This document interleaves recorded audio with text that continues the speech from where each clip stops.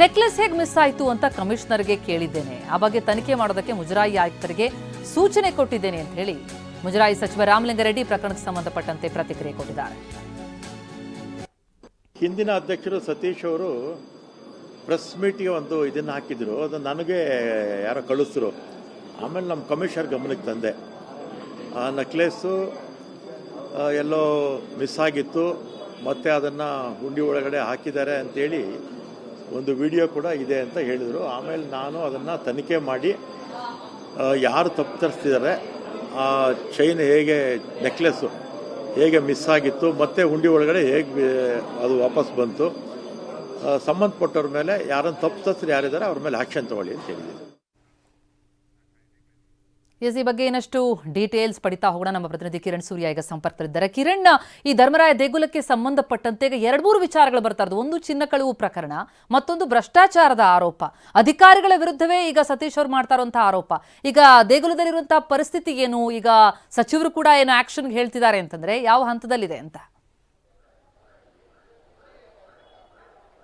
ಹೌದು ಪ್ರತಿಮಾ, ಈಗಾಗಲೇ ಕೂಡ ವಿಶ್ವವಿಖ್ಯಾತ ಬೆಂಗಳೂರು ಕರಗ ನಡೆಯುವಂತಹ ಧರ್ಮರಾಯ ಸ್ವಾಮಿ ದೇವಾಲಯದಲ್ಲಿ ಭಕ್ತರು ಹಾಕಿದ್ದಂತಹ 122 ಗ್ರಾಂ ಒಡವೆಯನ್ನ ಮುಜರಾಯಿ ಇಲಾಖೆಯ ಇಒ ಅಂದ್ರೆ ನಾಗರಾಜ್ ಅವರೇನಿದ್ದಾರೆ ಆ ಒಡವೆಯನ್ನ ಕಳ್ಳತನ ಮಾಡಿದ್ದಾರೆ. ಆ ಒಡವೆಯನ್ನ ಅನಧಿಕೃತವಾಗಿ ದೇವಾಲಯದಿಂದ ಹೊರಗಡೆ ತೆಗೆದುಕೊಂಡು ಹೋಗಿದ್ದಾರೆ.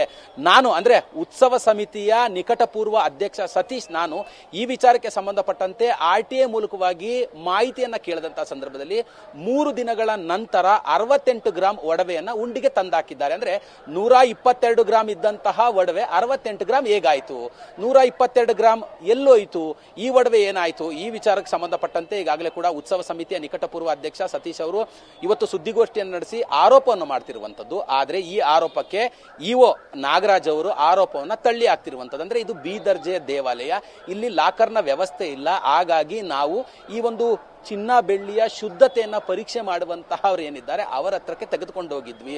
ಆ ಒಡವೆ 68 ಗ್ರಾಂ ಮಾತ್ರ ಇದ್ದಿದ್ದು, ಅದಕ್ಕೆ ಬೇಕಾದಂತಹ ಎಲ್ಲ ದಾಖಲೆಗಳು ಕೂಡ ಈಗಾಗಲೇ ಮುಜರಾಯಿ ಇಲಾಖೆಯಲ್ಲಿ ಇದೆ ಅನ್ನುವಂತಹ ಒಂದು ಮಾತುಗಳನ್ನ ಕೂಡ ಹೇಳ್ತಾ ಇರುವಂತದ್ದು. ಇದು ಒಂದು ಕಡೆ ಆದ್ರೆ, ಎರಡನೇದು ವಿಶ್ವವಿಖ್ಯಾತ ಬೆಂಗಳೂರು ಕರಗ ಕಳೆದ ಬಾರಿ ಏನ್ ನಡೀತು, ಆ ನಡೆದಂತಹ ಸಂದರ್ಭದಲ್ಲಿ ಫ್ಲವರ್ ಡೆಕೋರೇಷನ್ ಇರ್ಬೋದು, ಲೈಟಿಂಗ್ಸ್ ಇರ್ಬೋದು, ಮಲ್ಲಿಗೆ ಹೂವಿನ ಹಾರವನ್ನ ಸಪ್ಲೈ ಮಾಡಿದಂತವರಾಗಿರ್ಬೋದು, ಯಾರಿಗೂ ಕೂಡ ಇನ್ನು ಮುಜರಾಯಿ ಇಲಾಖೆ ಅಧಿಕಾರಿಗಳು ಹಣವನ್ನ ಬಿಡುಗಡೆ ಮಾಡಿಲ್ಲ. ಒಂದು, ಎರಡನೇದು 10 ಲಕ್ಷ ರೂಪಾಯಿ ಹಣವನ್ನ ಬಿಡುಗಡೆ ಮಾಡಬೇಕು ಅಂದ್ರೆ 2 ಲಕ್ಷ ರೂಪಾಯಿ ಕಮಿಷನ್ ಅನ್ನು ಕೊಡಬೇಕು ಅಂತೇಳಿ ಆ ವಿಚಾರಕ್ಕೆ ಸಂಬಂಧಪಟ್ಟಂತೆ ಈಗಾಗಲೇ ಕೂಡ ಮುಜರಾಯಿ ಇಲಾಖೆಯ ತಹಸೀಲ್ದಾರ್ ಅರವಿಂದ್ ಬಾಬು ಅವರ ಜೊತೆಯಲ್ಲಿ ಸತೀಶ್ ಅವರು ಮಾತಾಡಿರುವಂತಹ ಆಡಿಯೋ ಕೂಡ ಈಗಾಗಲೇ ಬಿಡುಗಡೆ ಆಗಿರುವಂತದ್ದು. ಅವರ ಜೊತೆ ಮಾತಾಡುವಂತಹ ಸಂದರ್ಭದಲ್ಲಿ ಹೂವಿನ ಬಿಲ್ಲು, ಲೈಟಿಂಗ್ಸ್ ಬಿಲ್ಲು ಇದೆಲ್ಲವೂ ಕೂಡ ಬಾಕಿ ಇದೆ, ನೀವು ಒಂದೊಂದೇ ಬಿಲ್ಲನ್ನ ಬಿಡುಗಡೆ ಮಾಡ್ತಾ ಹೋಗಿ, ನಾನು AC ಅವರಿಗೆ ಅಂದ್ರೆ ಮುಜರಾಯಿ ಇಲಾಖೆ ಅಸಿಸ್ಟೆಂಟ್ ಕಮಿಷನರ್ ಅವರಿಗೆ ನಾಳೆನೆ 2 ಲಕ್ಷ ರೂಪಾಯಿ ಕೊಡ್ತೀನಿ ಅನ್ನುವಂತ ಒಂದು ಆಡಿಯೋ ಕೂಡ ಈಗಾಗಲೇ ಬಿಡುಗಡೆನ ಮಾಡಿರುವಂತದ್ದು. ಇದು ಒಂದು ಕಡೆ ಆದ್ರೆ, ಎರಡನೇದು ಈಗಾಗಲೇ ಕೂಡ GBI ಇಂದ ಪ್ರತಿ ವರ್ಷ ವಿಶ್ವವಿಖ್ಯಾತ ಬೆಂಗಳೂರು ಕರಗ ಉತ್ಸವಕ್ಕೆ 1.5 ಕೋಟಿಯನ್ನ ಮೀಸಲಿಡಲಾಗಿತ್ತು. ಆದರೆ ಇಲ್ಲಿವರೆಗೂ GBI ಇಂದ ಹಣ ಬಿಡುಗಡೆ ಆಗಲಿಕ್ಕೆ ಮುಜರಾಯಿ ಇಲಾಖೆ ಅಧಿಕಾರಿಗಳು ಬಿಡ್ತಿಲ್ಲ. ಕಾರಣ ಏನು ಅಂತ ಹೇಳಿದ್ರೆ, ಅವರಿಗೆ ಕಮಿಷನ್ ಕೊಡ್ತಾ ಇಲ್ಲ ನಾವು, ಹಾಗಾಗಿ ಅವರು ಹಣವನ್ನ ಬಿಡುಗಡೆ ಮಾಡಲಿಕ್ಕೆ ಕೊಡ್ತಾ ಇಲ್ಲ. ಕೇವಲ 40 ಲಕ್ಷ ರೂಪಾಯಿ ಮಾತ್ರ, ಅಂದ್ರೆ 1.5 ಕೋಟಿಯಲ್ಲಿ 40 ಲಕ್ಷ ರೂಪಾಯಿ ಮಾತ್ರ ಬಿಡುಗಡೆ ಆಗಿದೆ. ಅದು ಇಲ್ಲಿ ಏನು ಹೂವಿನ ಅಲಂಕಾರ ಇರ್ಬೋದು, ಮತ್ತೆ ಲೈಟಿಂಗ್ಸ್ ಇರ್ಬೋದು, ಅಂದ್ರೆ ದೇವಾಲಯಕ್ಕೆ ಬೇಕಾದಂತಹ ಪೂಜಾ ಸಾಮಗ್ರಿಗಳನ್ನು ಯಾರ್ಯಾರು ಸಪ್ಲೈ ಮಾಡಿದ್ರು ಅವರಿಗೆ ಹಣವನ್ನ ಬಿಡುಗಡೆ ಮಾಡಿಲ್ಲ. ರವಿಚಂದ್ರ ಅನ್ನುವಂತ ಒಬ್ಬನೇ ಒಬ್ಬ ಹೂವಿನ ಸಪ್ಲೈ ಮಾಡಿದವನಿಗೆ ಅದು ಕ್ಯಾಶ್ ಅಲ್ಲಿ ಕೊಟ್ಟಿದ್ದಾರೆ. ಅಂದ್ರೆ ಕ್ಯಾಶ್ ಅಲ್ಲಿ ಕೊಡಬಾರ್ದು ಅನ್ನೋಂತ ಕಾರಣಕ್ಕೆ ನೀವು ಇಷ್ಟೊಂದು ರೂಲ್ಸ್ ರೆಗ್ಯುಲೇಷನ್ಸ್ ಅನ್ನ ಮಾಡ್ತೀರಾ. ಅವನನ್ನ ಕರೆದು ಹೇಗೆ 8 ಲಕ್ಷ ರೂಪಾಯಿ ಕ್ಯಾಶ್ ಅನ್ನ ಕೊಟ್ರಿ, ಒಂದು 40 ಲಕ್ಷ ರೂಪಾಯಿಯಲ್ಲಿ ಈಗ 8 ಲಕ್ಷ ಕೊಟ್ಟರೆ ಇನ್ನು 32 ಲಕ್ಷ ರೂಪಾಯಿ ಯಾರ್ಯಾರಿಗೆ ಕೊಟ್ಟಿದ್ದೀರಾ? ಈಗಾಗಲೇ ಇವತ್ತಿನ ಸುದ್ದಿಗೋಷ್ಠಿಯಲ್ಲಿ ಹೂವು ಸಪ್ಲೈ ಮಾಡಿದಂಥವ್ರು ಇರ್ಬೋದು, ಮಲ್ಲಿಗೆ ಹೂವಿನ ಹಾರ ಸಪ್ಲೈ ಮಾಡಿದಂಥವ್ರು ಇರ್ಬೋದು, ಲೈಟಿಂಗ್ಸ್, ಫ್ಲವರ್ ಡೆಕೋರೇಷನ್ ಇವೆಲ್ಲರೂ ಕೂಡ ಬಂದು ಇವತ್ತು ಸುದ್ದಿಗೋಷ್ಠಿಯಲ್ಲಿ ಹೇಳ್ತಾ ಇರುವಂತದ್ದು, ನಮ್ಗಿನ್ನೂ ಹಣವನ್ನ ಬಿಡುಗಡೆ ಮಾಡಿಲ್ಲ. ಹಣವನ್ನ ಬಿಡುಗಡೆ ಮಾಡಿ ಅಂತ ಕೇಳಿದ್ರೆ ನೀವು ಯಾರನ್ನ ಕೇಳಿ ಸಪ್ಲೈ ಮಾಡಿದ್ರಿ, ನೀವು ಯಾರನ್ನ ಕೇಳಿ ಲೈಟಿಂಗ್ಸ್ ಹಾಕಿದ್ರಿ ಅನ್ನುವಂತ ಮಾತುಗಳನ್ನು ಕೇಳ್ತಿದ್ದಾರೆ. ಕೆಲವೊಂದಷ್ಟು ಅಧಿಕಾರಿಗಳು ನಮ್ಮ ಬಳಿಯೂ ಕೂಡ ಕಮಿಷನ್ ಅನ್ನ ಕೇಳ್ತಿದ್ದಾರೆ ಅಂತೇಳಿ ಫ್ಲವರ್ ಡೆಕೋರೇಷನ್ ಮಾಡಿದಂಥವ್ರು ಇರ್ಬೋದು, ಹೂವನ್ನ ಸಪ್ಲೈ ಮಾಡಿದಂಥವ್ರು ಇರ್ಬೋದು. ಈ ವಿಚಾರಕ್ಕೆ ಸಂಬಂಧಪಟ್ಟಂತೆ ಈಗಾಗಲೇ ಕೂಡ ಮುಜರಾಯಿ ಇಲಾಖೆ ಸಚಿವರಾಗಿರುವಂತಹ ರಾಮಲಿಂಗಾರೆಡ್ಡಿ ಅವರು ನಾನು ಕಮಿಷನರ್ಗೆ ಮಾಹಿತಿಯನ್ನ ಕೇಳಿದ್ದೀನಿ. ನಕ್ಲೆಸ್ ಎಷ್ಟು ಗ್ರಾಮ್ ಇತ್ತು, ಎಷ್ಟು ಗ್ರಾಮ್ ವಾಪಸ್ ಬಂದಿದೆ, ಹೇಗೆ ಕಳುವಾಯಿತು, ಈ ವಿಚಾರಕ್ಕೆ ಸಂಬಂಧಪಟ್ಟಂತೆ ಈಗಾಗಲೇ ಮುಜರಾಯಿ ಇಲಾಖೆ ಸಚಿವರು ಕೂಡ ಮಾತಾಡಿರುವಂತದ್ದು. ಯಾರೇ ಇದ್ರೂ ಕೂಡ ಅವ್ರ ಮೇಲೆ ಕಠಿಣವಾದಂತಹ ಕ್ರಮವನ್ನು ತೆಗೆದುಕೊಳ್ತೀವಿ, ತನಿಖೆ ನಡೀತಾ ಇದೆ ಅನ್ನೋ ಮಾತುಗಳನ್ನು ಈಗಾಗಲೇ ಮುಜರಾಯಿ ಸಚಿವರು ಹೇಳ್ತಾ ಇರುವಂತದ್ದು. ಪ್ರತಿಮಾ, ಥ್ಯಾಂಕ್ ಯು ಕಿರಣ್ ತಮ್ಮ ಮಾಹಿತಿಗೆ. ಎಸ್, ಹಾಗಿದ್ರೆ ಈ ಆಭರಣ ಏನು ಕಳುವಾಗಿತ್ತು ಅನ್ನುವಂಥದ್ದು ಇದೆಯಲ್ಲ, ಇದೇ ಆಭರಣ 132 ಗ್ರಾಮ್ ಇತ್ತು. ಆದರೆ ವಾಪಸ್ ತಂದು ಹಾಕಿದಾಗ ಅದು 68 ಗ್ರಾಮ್ ಅಂತ ಹೇಳ್ತಿದ್ದಾರೆ. ಕಾಣಿಕೆಯ ಒಡವೆಯನ್ನು ಹೊರಗೆ ತೆಗೆದುಕೊಂಡು ಹೋಗೋ ಹಾಗಿಲ್ಲ ಅಂತ ಸತೀಶ್ ಅವರು ಆರೋಪಿಸ್ತಾ ಇದ್ರು. ವಾಪಸ್ ಬಂದಿರುವಂಥ ಒಡವೆ ಇದೆ, ಹುಂಡಿ ಎಣಿಸಿದಾಗ ಹಣ ಮತ್ತು ನೆಕ್ಲೆಸ್ ಬಂದಿದೆ. ಆದರೆ ಇದನ್ನು 3 ದಿನದ ಮುಂಚೆ ಇಒ ಜೇಬ್ನಲ್ಲಿ ಇಟ್ಕೊಂಡು ಹೋಗಿದ್ದಾರೆ ಅಂತ ಆರೋಪಿಸಿದ್ದಾರೆ. ಯಾವಾಗ ಅದ್ರ ಬಗ್ಗೆ ಕೇಳ್ತಾರೋ ಆಗ 3 ದಿನದ ಬಳಿಕ ವಾಪಸ್ ತಂದು ಕೊಟ್ರು. ಇದೇ ಒಡವೆ ಬಗ್ಗೆ ಮಾತನಾಡ್ತಾ ಇರುವಂಥದ್ದು ಸತೀಶ್. ಈಗ ಮುಜರಾಯಿ ಅಧಿಕಾರಿಗಳ ವಿರುದ್ಧ ಆರೋಪ ಕೇಳಿ ಬರ್ತಾ ಇದೆ.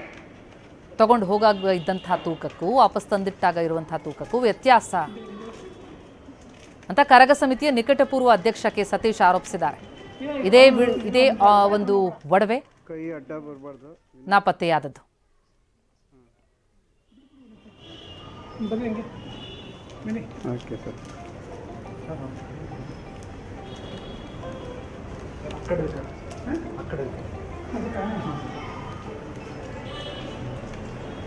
ಇರಿ ಸರ್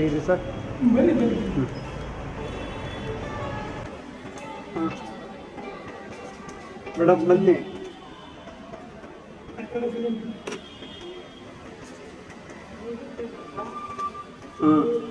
ಕಾಣುತ್ತೆ ಹಾಕಿ.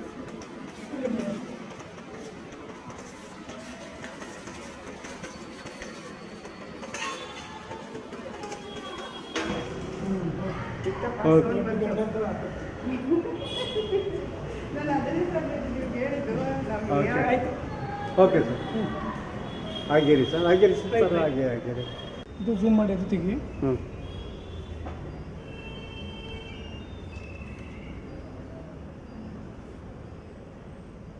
ಎಸ್, ಇದೇ ಆಗ್ಲೇ ನಾವು ಹುಂಡಿಗೆ ಹಾಕ್ತಂತಹ ದೃಶ್ಯಗಳನ್ನ ಕೂಡ ನೋಡಿದ್ವಿ. 122 ಗ್ರಾಮ್ ಇತ್ತು ಅಂತ ಹೇಳ್ತಾ ಇದ್ದಾರೆ ಸತೀಶ್, ಆದರೆ ವಾಪಸ್ ತಂದದ್ದು 68 ಗ್ರಾಮ್ ಮಾತ್ರ. ಹಾಗಾಗಿ ಇಲ್ಲಿ ತೂಕದಲ್ಲಿ ವ್ಯತ್ಯಾಸ ಆಗಿದೆ. ಹೊರಗಡೆ ತೆಗೆದುಕೊಂಡು ಹೋಗೋ ಹಾಗಿರಲಿಲ್ಲ. ಆಭರಣವನ್ನ ಯಾಕೆ ತಗೊಂಡು ಹೋದ್ರು ಅಂತ ಪ್ರಶ್ನೆ ಮಾಡ್ತಿದ್ದಾರೆ.